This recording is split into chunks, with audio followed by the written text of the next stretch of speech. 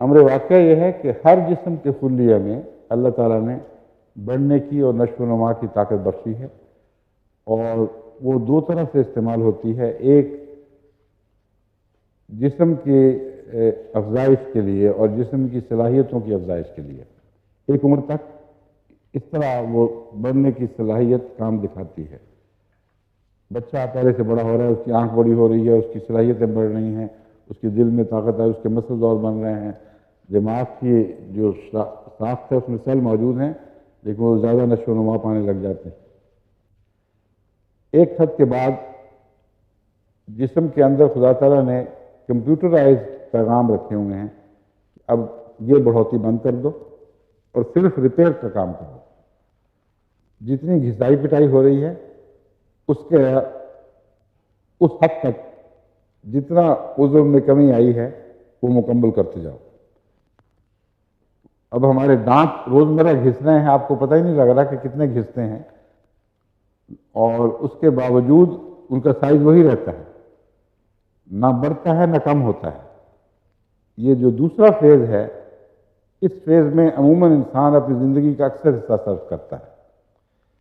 پھر ایک تیسرا فیز آتا ہے کہ جب گھسائی پٹائی مرمت سے آگے نکل جاتی ہے، اور پھر جسم کے اندر جو کلیے ٹوٹ رہے ہیں، انرجی پیدا کر رہے ہیں، ان کی صفائی کا نظام کمزور پڑ جاتا ہے، ان کی ریپیئر کا نظام کمزور پڑ جاتا ہے، تو وہ ٹاکسینز، وہ زہر جن کو اس درمیانی حالت میں جسم از خود نکال رہا تھا، وہ جسم کے اندر موجود رہتے ہیں۔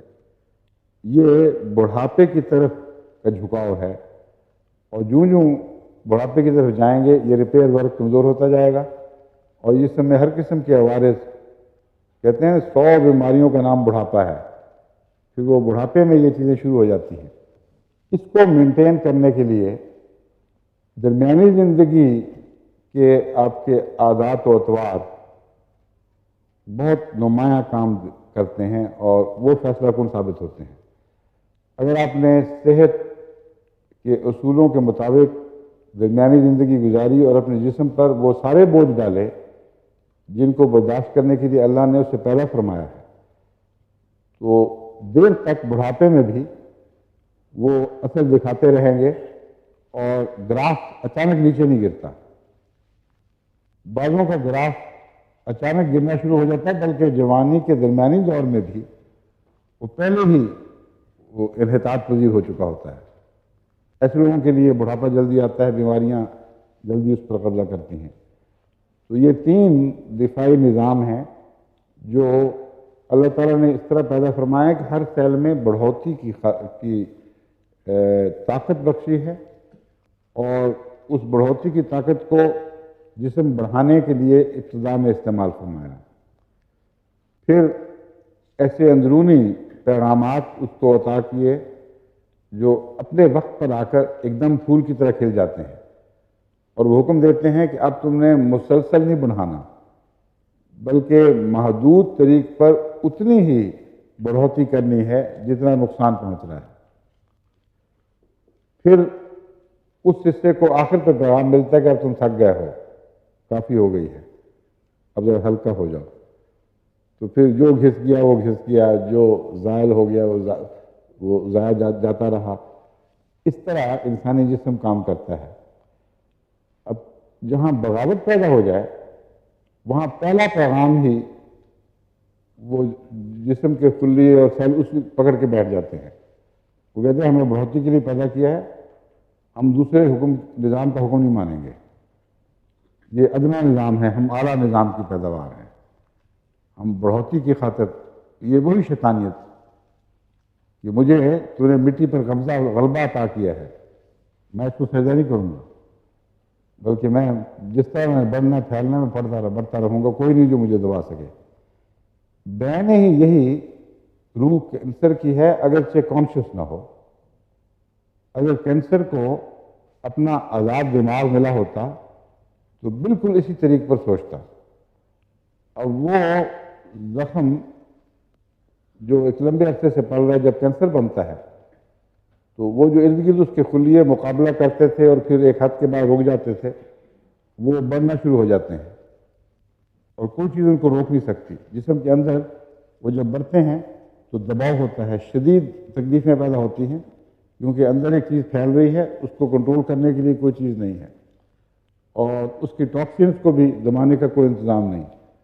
یہاں تک کہ پھر وہ گٹھلیاں بن کر، ابھار بن کر قبضہ کرتے ہیں. پھر جتنا چاہیں اینٹی بایوٹکس دیں، وہ پیپ کی صورت میں پگھلتے نہیں، کیونکہ پیپ کی صورت میں وہ گٹھلیاں تب پگھلتی ہیں جب جسم کا صحت مند نظام ان پر جوابی حملہ کرتا ہے اور ان کو مارتا ہے، اور وہ لاشیں پیپ کی صورت میں ہمیں دکھائی دیتی ہیں.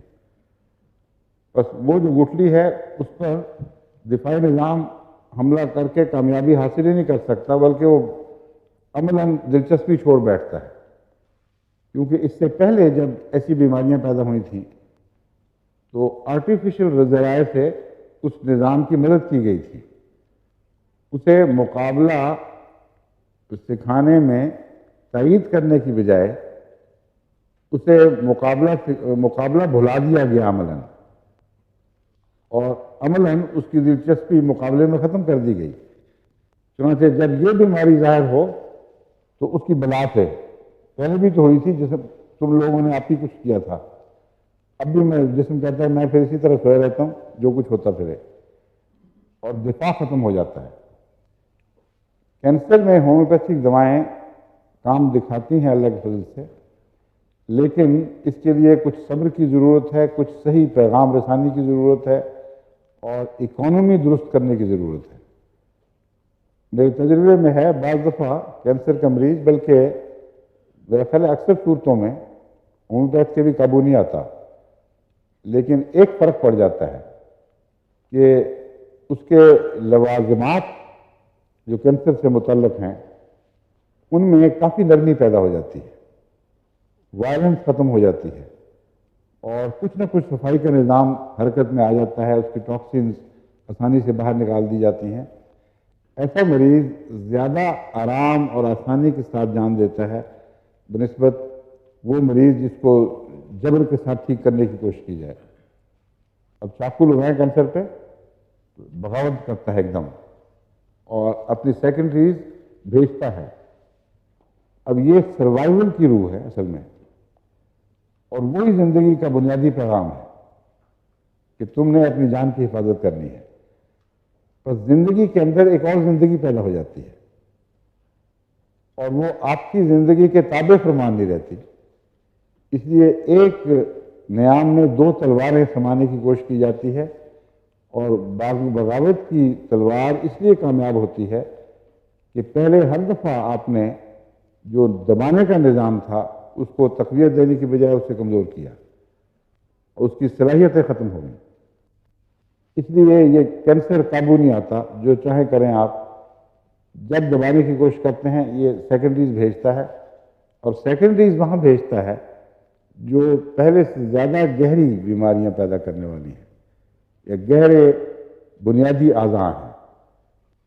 بس دماغ کی سیکنڈریز کڈنیز میں ظاہر نہیں ہوں گی، دماغ کی سیکنڈریز لنگز میں ظاہر نہیں ہوں گی، مگر کڈنیز کی سیکنڈریز یعنی ثانوی طور پر کینسر کے اثرات ظاہر جو ہوتے ہیں ان کو سیکنڈریز کہتے ہیں. وہ کڈنی سے لنگز کی طرف، لنگز سے دماغ کی طرف حرکت کریں گے. اسی طرح ان کے کچھ رستے مقرر ہیں. ہر کینسر کا ایک رستہ نہیں ہے.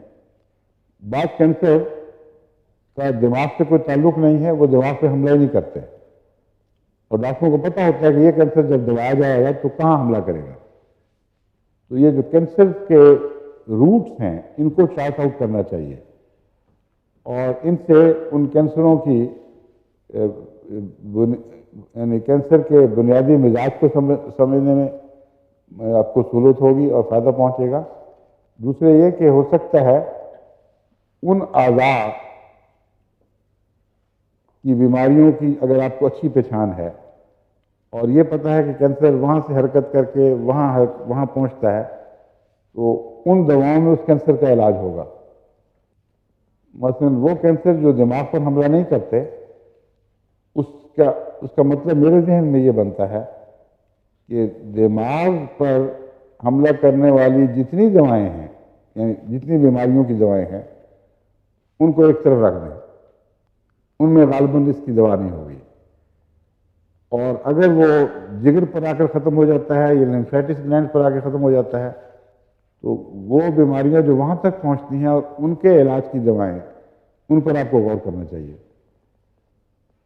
تو اب آپ کو میں نے یہ سمجھایا کہ جب ہم کہتے ہیں کہ بیرون سے اندرون کی طرف حرکت ہے بیماری کی، اور ہر وہ دوا جو بیرون کو درست کرے اور اندرون کو خراب کرنے میں ممد ہو، وہ نقصان دہ اور خطرناک ہے۔ تو اب آپ کو سمجھ آ جائے گی کہ کیا مراد ہے۔ یہ ہرگز مراد نہیں کہ کیڑے جو باہر کے تھے وہی اندر پہنچ گئے ہیں، کیونکہ وہ کیڑے بالکل اور قسم کے ہوتے ہیں جو حملہ آور ہوتے ہیں۔